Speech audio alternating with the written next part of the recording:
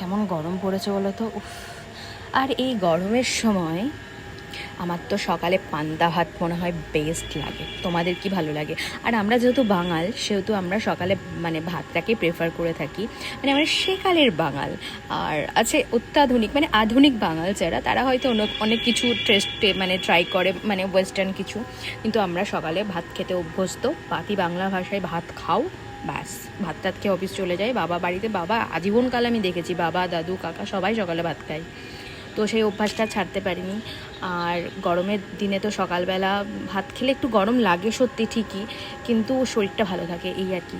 আজকে সকালের আমার মেনু দেখো, পান্তা ভাত, সঙ্গে লঙ্কা, পেঁয়াজ, বেগুন ভাজা, মাছ ভাজা, আর এখানে আলু সিদ্ধ পেঁয়াজ ভাজা দিয়ে মাখিয়েছি।